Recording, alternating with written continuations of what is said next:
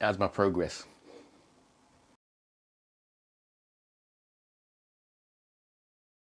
Right then, let's get ourselves together.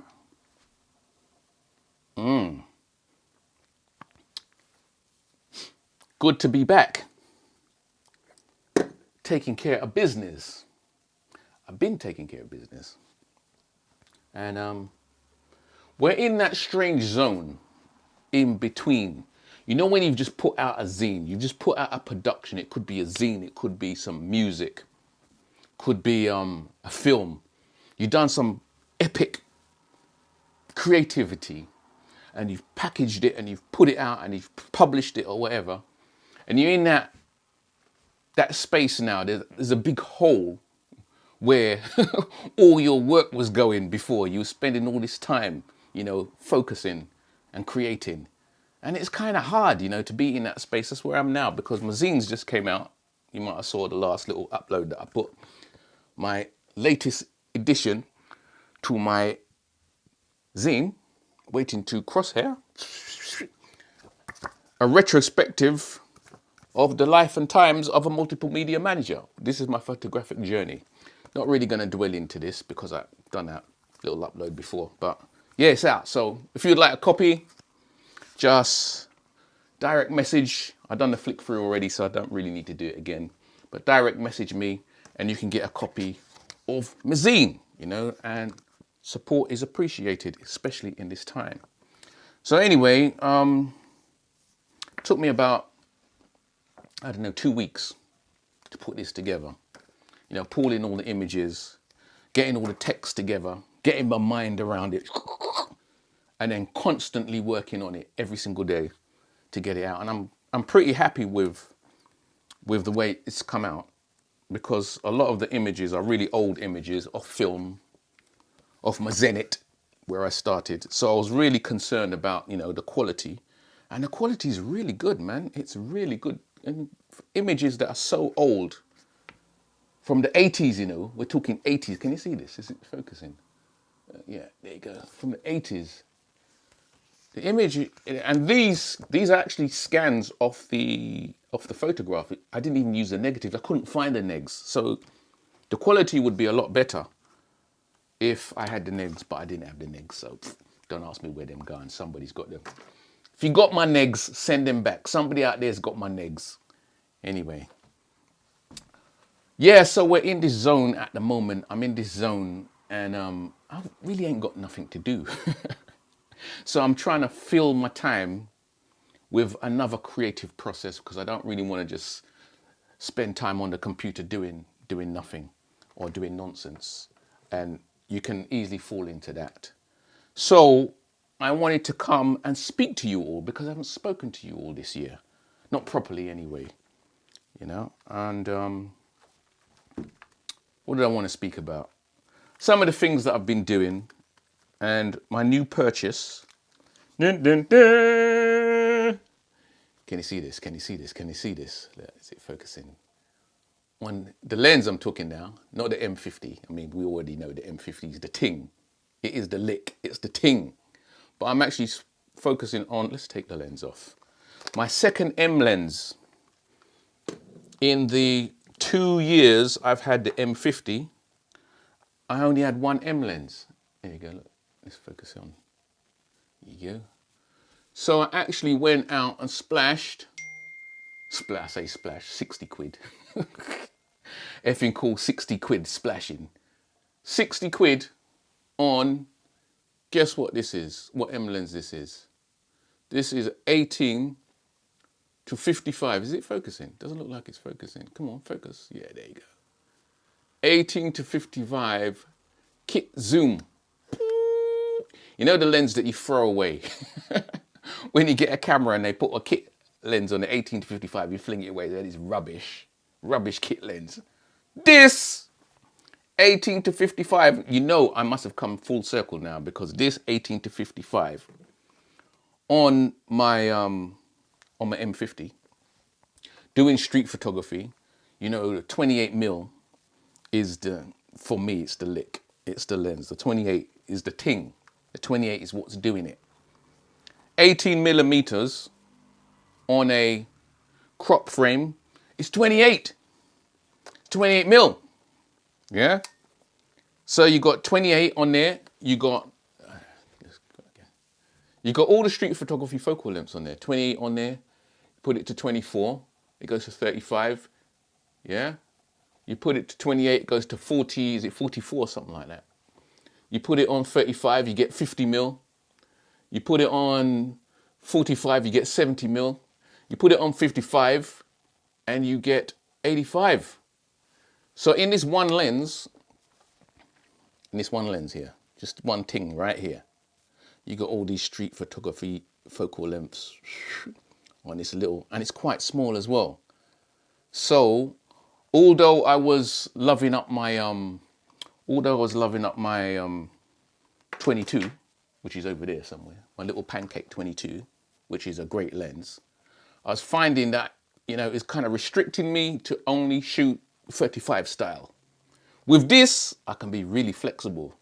So this is a very good lens to get, you know, especially if you're not, you know, you're not sure what type of street photography you want to do, you know, because you are going to limit yourself if you just get one prime, which is not bad. Sometimes that's a good thing, limiting yourself, because then you can focus where you need to focus.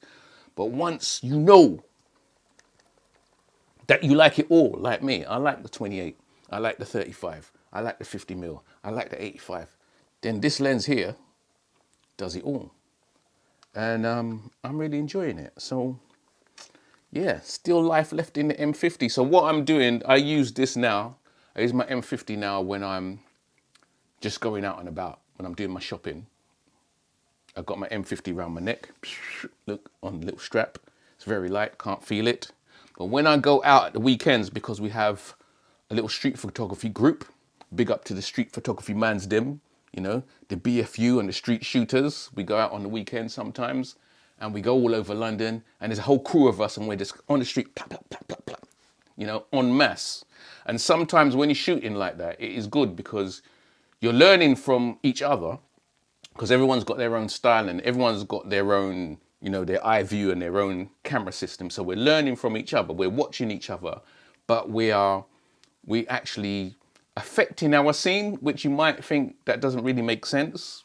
You know, was it Meyerowitz had this bruising the scene? You don't want to bruise the scene, and you want to get in there like a thief in the night. Yes, that's one style. But there's another style now when there's a whole load of you and you're on the street and you're affecting the scene, and you can get shots that you couldn't get before because you are affecting the scene. People are interested. What's going on here? Why are all these guys here with their cameras? And you're affecting the scene. You can get some good portraits, some good street portraits that way. My style isn't really to ask people for street portraits, but some of the guys do.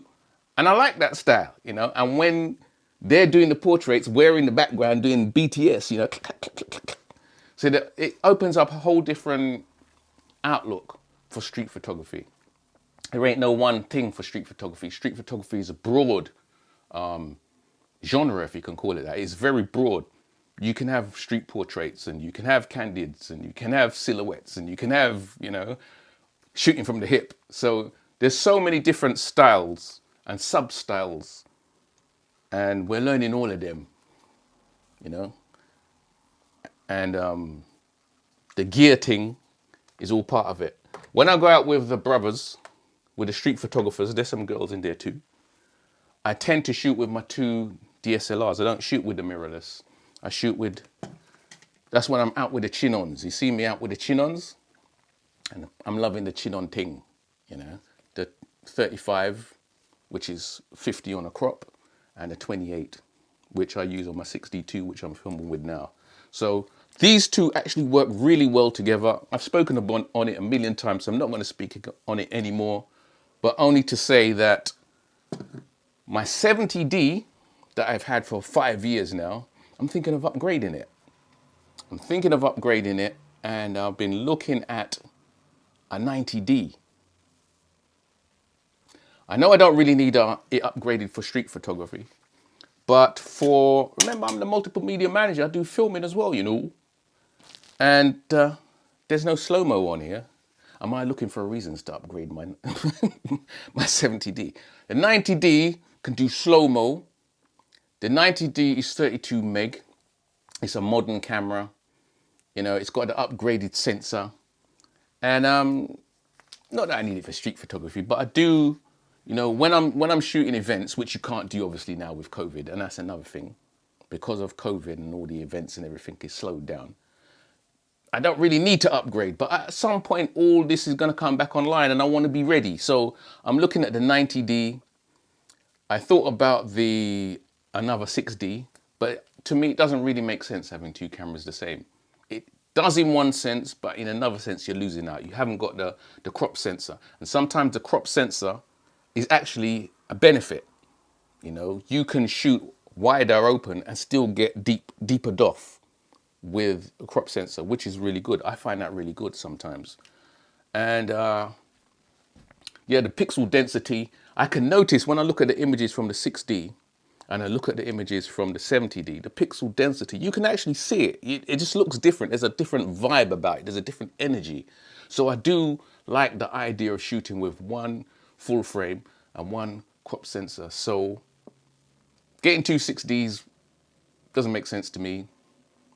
Not for what I want. If it was just street photography, maybe, but I want it for filming as well. You know, shooting events and other stuff. So 32 megapixels, it will be 32 megapixels. Yeah. And obviously great dual pixel technology, AF. It can do 4K, which I still haven't shot any 4K yet, but it's nice to have just in case when there's jobs roll in. And the all important slow-mo, you know, 12, was it 12, 1800, was it? I can't remember how many pixels per second it is, but how many frames per second, but it's 1200 frames per second, isn't it? Something like that.